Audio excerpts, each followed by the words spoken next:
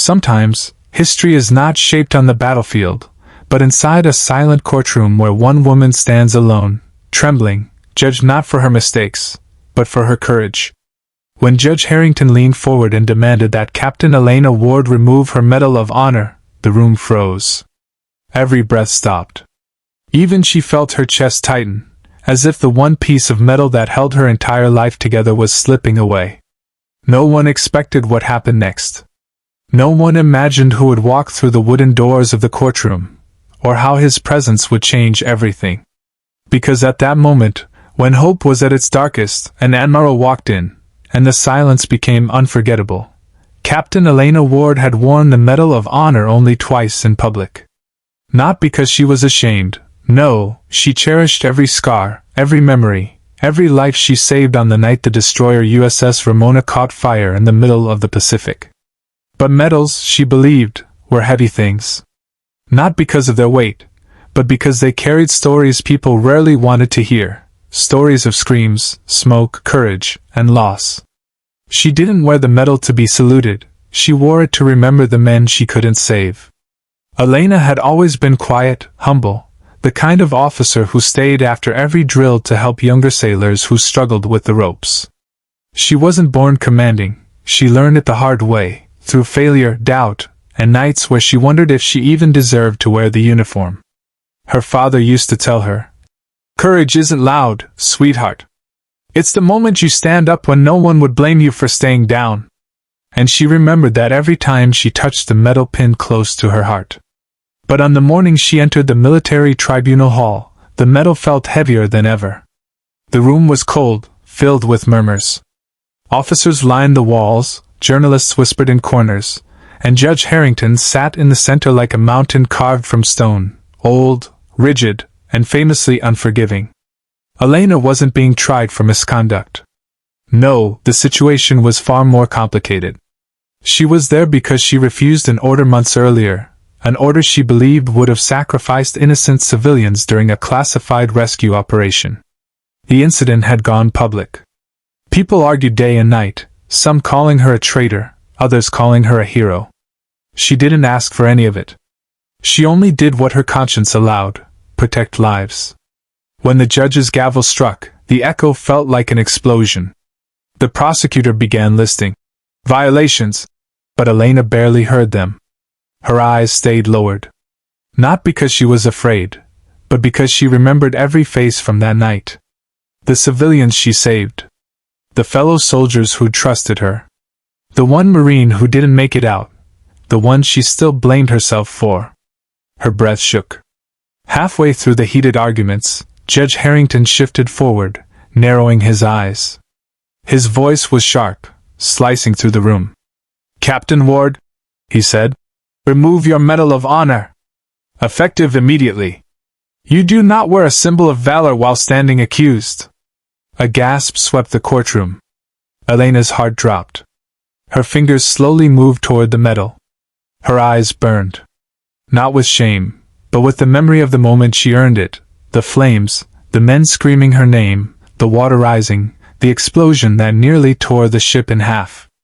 Her command had saved dozens, and yet here she was, being stripped of the only thing that proved she wasn't the monster some painted her to be. For the first time, she looked up, meeting the judge's stern stare. She didn't speak. Her silence said everything: grief, strength, dignity. As her shaking hands touched the clasp, preparing to unpin the medal, the heavy courtroom doors suddenly flew open. Boots echoed. Everyone turned. And the entire room stood still. Admiral Jonathan Reeves entered like a storm wrapped in calm. Tall, sharp-featured, carrying decades of respect on his shoulders, he was the kind of man whose presence made even seasoned officers straighten their backs. But today, his eyes didn't hold authority. They held anger, quiet and controlled, the kind that made the air feel dangerous. The judge's eyebrow twitched. No one had expected the highest-ranking officer in the Pacific Fleet to appear here, not without notice, not without invitation. But the Admiral didn't wait. He didn't ask permission to speak. He simply walked forward, every footstep hitting like a heartbeat, like a reminder that truth was about to unfold. "Captain Ward," he said, loud enough to shake the silence. "Do not touch that medal." Elena froze. Everyone froze. Judge Harrington cleared his throat sharply. "Admiral Reeves, this is a tribunal. You have no authority to interrupt." The Admiral turned to him slowly, and the look in his eyes could have halted a charging tank. "With respect, Judge," he said, "you're about to strip the highest honor in this nation from the wrong person." The room buzzed. Cameras clicked. Officers exchanged glances filled with tension. The Admiral stepped closer to Elena, not addressing the judge now, but the people, the room, the world. 3 years ago, Admiral Reeves began. "I sent Captain Ward into the most dangerous rescue mission the Pacific had seen in a decade. I signed her orders myself. And I also read the initial plan, the one she refused to obey." He paused, letting the weight settle. "Had she followed it, 37 civilians would be dead today." Murmurs erupted like small explosions.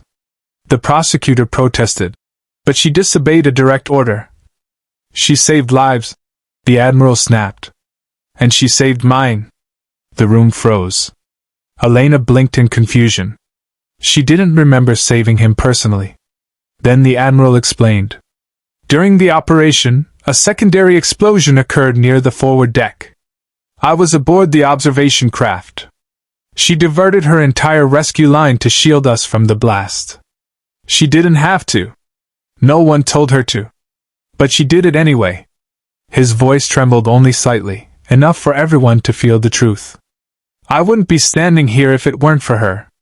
The entire courtroom shifted from hostility to stunned silence. Admiral Reeves turned to the judge again. "If you still believe she should remove her Medal of Honor, then you'll have to remove mine too. Because I've recommended 27 medals in my career, and hers is the only one I've never once doubted." Soft gasps, deep breaths, watery eyes. This tribunal had turned from accusation to revelation. Elena stood motionless, tears gathering but refusing to fall. No one had ever defended her like this. Not with power. Not with truth. Not with their own honor on the line. The judge swallowed, visibly shaken. His authority felt smaller now, not because he was wrong, but because he had never been given the full story. The Admiral walked closer to Elena, lowering his voice so only she could hear, but quiet enough that the microphones still caught every word. "You earned that medal in fire," he said. "Don't let anyone take it from you, not today, not ever." Elena's breath trembled. She nodded. The judge finally leaned back, his voice losing its edge. "Captain Ward, you may keep your medal. This tribunal is adjourned pending re-evaluation." But the Admiral wasn't finished. He turned to the spectators, the officers, the cameras. "One day," he said, "people will tell stories about Elena Ward.